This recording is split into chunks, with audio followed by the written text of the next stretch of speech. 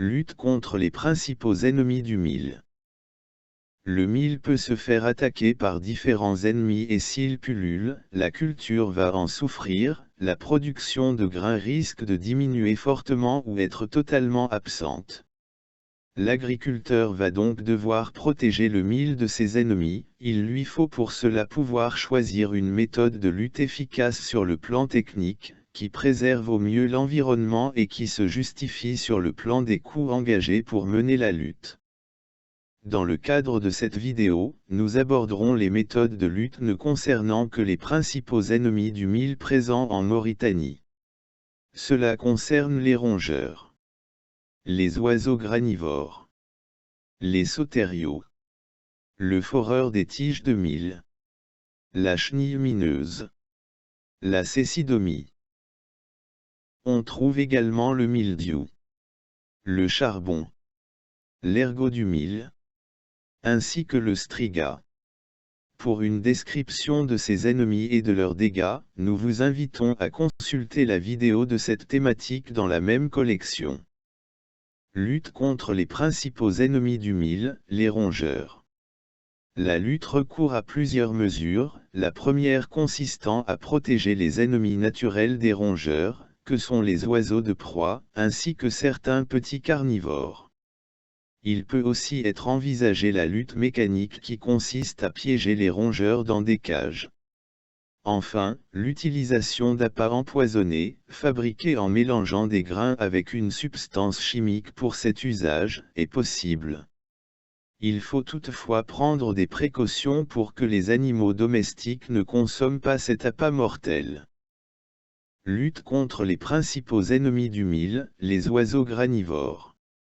La lutte contre les oiseaux repose sur deux principaux piliers, d'une part la protection contre les oiseaux, d'autre part leur destruction. La protection contre les oiseaux en culture de mil recourt aux techniques dites d'effarouchement, qui visent à effrayer les oiseaux pour les faire fuir.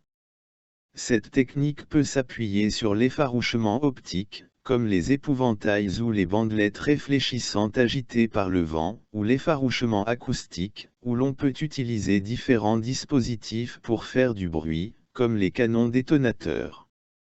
Les méthodes destructives des populations d'oiseaux utilisent le piégeage avec des filets de capture, ainsi que le dénichage qui consiste à détruire les nids. Lutte contre les principaux ennemis du mil, les sauteriaux. Les actions de lutte contre les sauteriaux peuvent être entreprises à travers diverses actions, comme l'utilisation de poudre d'amande de la graine du nîmes, qui a un effet répulsif et insecticide. On pulvérise la solution filtrée obtenue après macération durant 24 heures d'1 kg de poudre d'amande de nîmes dans 15 litres d'eau. Des actions de destruction des zoothèques, qui sont les structures contenant les amas d'œufs déposés par les femelles, peuvent être conduites, soit par leur ramassage, soit par leur destruction lors d'un labour dans les sites de ponte. On peut également faire des feux la nuit, ce qui a pour effet d'attirer les sauteriaux et de les tuer. Les appâts empoisonnés peuvent aussi être utilisés. Lutte contre les principaux ennemis du mil, le foreur des tiges de mil. La larve du foreur des tiges passe la saison sèche réfugiée dans les tiges de mil. La méthode la plus efficace pour combattre cet ennemi est de détruire les chaumes par le feu. La lutte chimique est généralement assez coûteuse et peu efficace. Lutte contre les principaux ennemis du mil, la chenille mineuse du mil. Après avoir fait des dégâts sur l'épi de mil, la larve se laisse tomber sur le sol et s'enterre à 15 à 20 cm de profondeur pour se transformer en nymphe. Il est possible de détruire un certain nombre de ces nymphes par un labour profond en saison sèche, sur une profondeur d'au moins 20 cm. D'autre part, les épis les plus précoces sont les plus attaqués car le pic d'apparition et de ponte des adultes se fait environ un mois après les premières pluies, lors de l'émergence des panicules et de la floraison. Dans la mesure du possible, on évitera d'effectuer des semis fort précoces. Lutte contre les principaux ennemis du mil, la cécidomie du mil. La lutte consiste à détruire par le feu tous les épis infestés pour éviter la dissémination du parasite. Comme la femelle adulte pond dans les fleurs, il est également recommandé d'utiliser des variétés de mil à floraison courte et groupée, cette mesure n'étant toutefois efficace que si elle est également appliquée dans les champs aux environs. La destruction des mils sauvages autour du champ contribue également à réduire les populations du parasite. Lutte contre les principaux ennemis du mil, le mildiou du mil. Pour cette maladie, comme pour la plupart des maladies, il est recommandé de pratiquer les rotations culturales, c'est-à-dire qu'il faut alterner les familles de plantes cultivées sur une même parcelle au cours des années.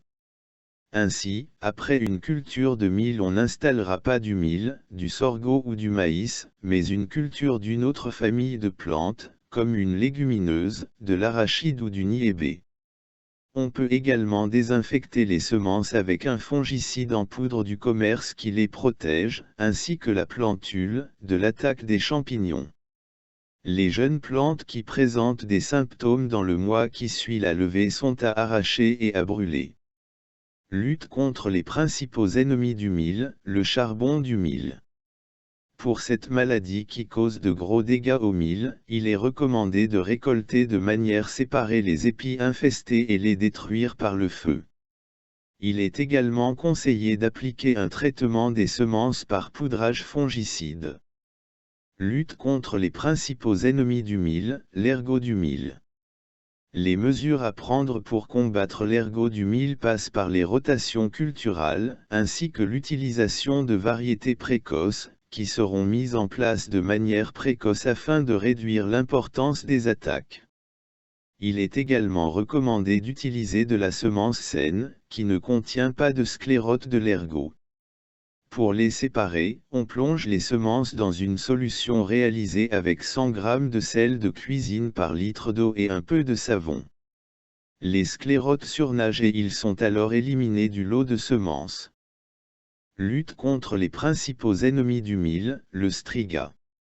L'élimination du striga dans un champ nécessite une combinaison de moyens parmi lesquels on recourt, aux rotations culturales, à l'enrichissement du sol en matière organique, avec du fumier ou du compost, à l'utilisation de variétés résistantes, à la pratique des cultures associées, en veillant que la plante associée ne soit pas sensible au striga qui parasite le mil, et enfin l'arrachage des plantes qui doit être suivi de leur brûlage.